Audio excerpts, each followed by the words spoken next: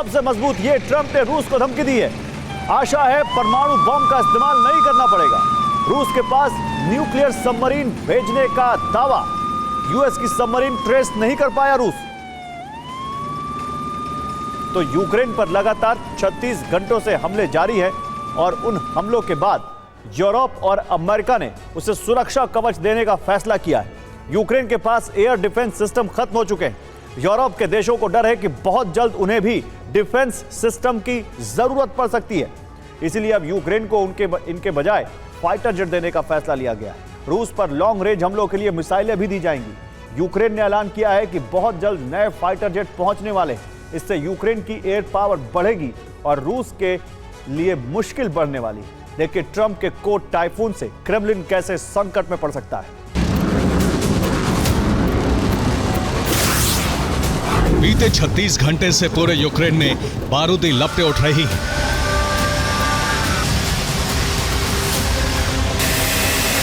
धुएं के गुबार से शहरों का आसमान ढका हुआ है। इसकी वजह है रूस के अंधाधुंध ड्रोन और मिसाइल हमले।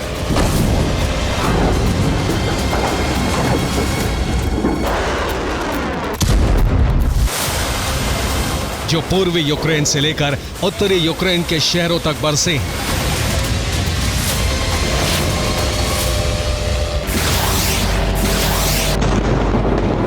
रूस ने 28 और 29 सितंबर को कीव पर ड्रोन और मिसाइल हमले किए। कीव के कई अपार्टमेंट और यूरोप के दूतावासों को नुकसान पहुंचा। ज़ेपोरिज़िया में भीषण हमले करके 41 अपार्टमेंट तबाह कर दिए।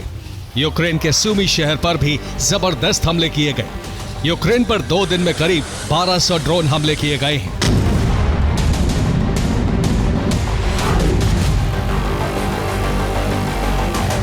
यूक्रेन ने इस मुद्दे को वॉशिंगटन और यूरोपियन यूनियन के सामने रखा है। यूक्रेन के पास डिफेंस सिस्टम की कमी है और उसकी वायुसेना के पास भी इतने संसाधन नहीं है कि वो रूसी ड्रोन्स को हवा में नष्ट कर पाए।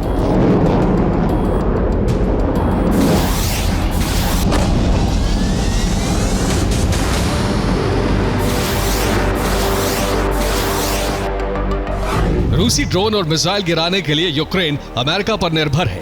अमेरिका का पैट्रियट डिफेंस सिस्टम यूक्रेन का मुख्य रक्षात्मक हथियार है, लेकिन पैट्रियट मिसाइलों का खर्च यूक्रेन के खजाने पर बोझ है।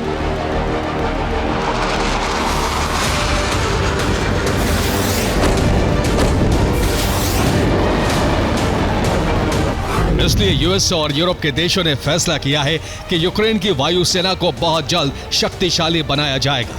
यूक्रेन को नए फाइटर जेट दिए जाएंगे।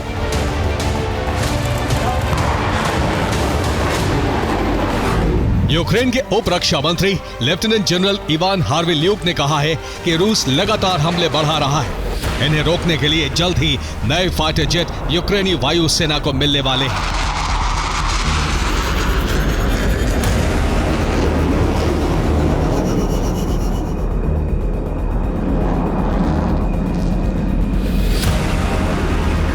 हालांकि हार्विल्यूक ने यह जानकारी नहीं दी है कि यूक्रेन को कितने फाइटर जेट मिलेंगे, लेकिन यह जरूर कहा है कि जल्द ही ग्रिपेन फाइटर जेट की पहली डिलीवरी यूक्रेन को मिलने वाली है।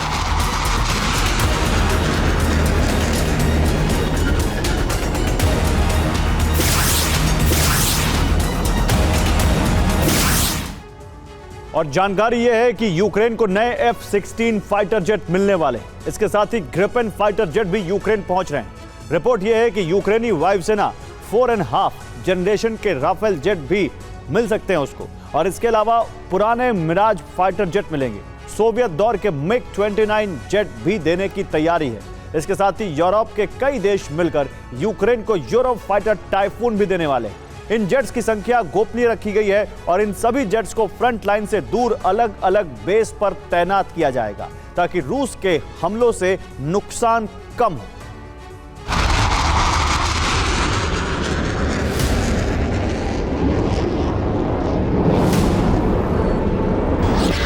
एयर डिफेंस सिस्टम से मिसाइलें और ड्रोन गिराने में खर्च बहुत ज्यादा होता है, जबकि उड़ते हुए फाइटर जेट ड्रोन का पीछा करके उसे एंटी एयरक्राफ्ट गन से गिरा सकते हैं।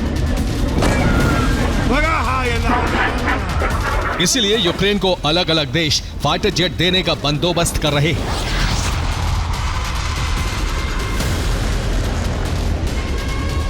यूरोप के अलग अलग देश अब तक यूक्रेन को बड़ी मदद दे चुके हैं और अब नए सिरे से यूक्रेन को मदद जारी होने वाली है।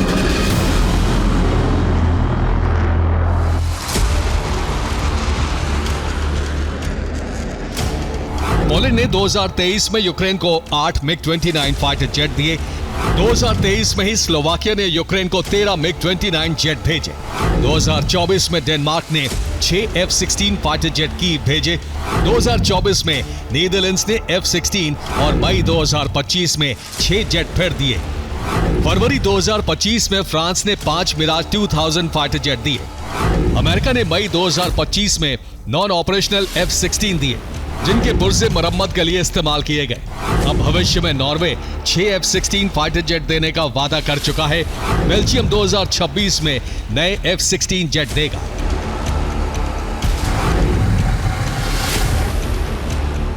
ये सभी fighter jet Ukraine defence contact group के जरिए दिए जाएंगे। ये तय है कि इससे यूक्रेन की एयर पावर बढ़ेगी।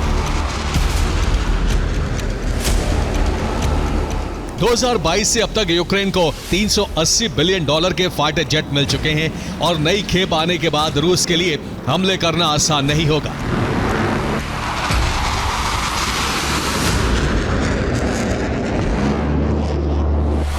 कामिकाज़ी ड्रोन की रफ्तार 600 किलोमीटर प्रति घंटे तक होती है, जबकि फाइटर जेट 2200 किलोमीटर प्रति घंटे की रफ्तार से उड़ सकते हैं।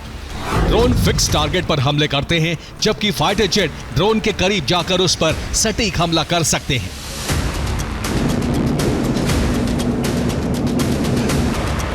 इसीलिए यह तय माना जा रहा है कि यूक्रेन को नए लड़ाकू विमान मिलने के बाद अगर रूस 600 ड्रोन हमले करता है तो यूक्रेनी सेना ज्यादातर ड्रोन्स को गिरा देगी।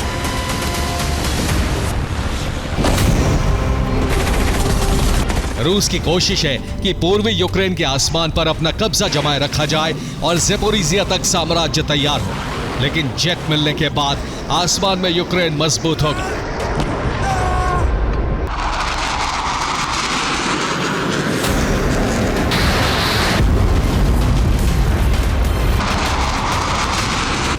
यूक्रेन चाहता है कि ज़ेपोरिज़िया न्यूक्लियर पावर प्लांट से रूस को बाहर किया जाए। आईएईए चीफ राफेल ग्रॉसी से विदेश मंत्री आंद्रे सबीहा ने मुलाकात की है।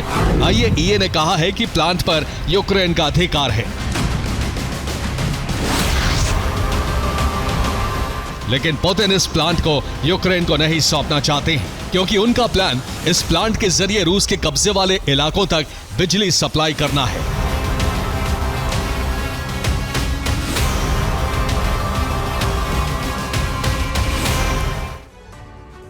और यूक्रेन के डोनेस्क और लुहांस्क पर रूस का करीब करीब पूरी तरह कब्जा हो चुका है, जबकि ज़ेपोरिज़िया में आंशिक तौर पर कब्जा है। हालांकि ज़ेपोरिज़िया का न्यूक्लियर पावर प्लांट 2022 से रूस के कब्जे में, यहां रूसी सेना के कैंप बने हुए।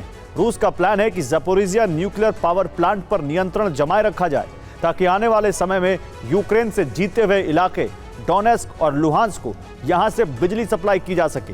ज़ेपोरिज़िया से कीव की ओर जाने वाली बिजली रूस काट चुका है और अब नए सिरे से डोनेस्क और लुहांस्क तक बिजली पहुंचाने का प्लान तैयार हो चुका है।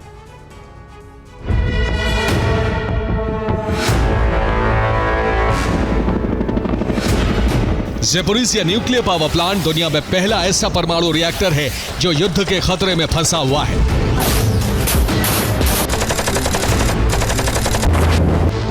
यूक्रेन यहां अपना कब्जा जमाने की जंग लड़ रहा है और बार बार रिएक्टर के कूलिंग सिस्टम की बिजली सप्लाई ठप हो रही है।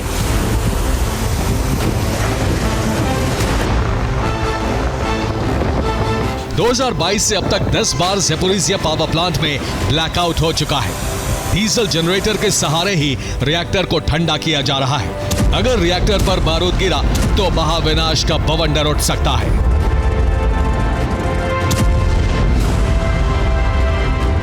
Bureau report, TV9, Bharatvarsh.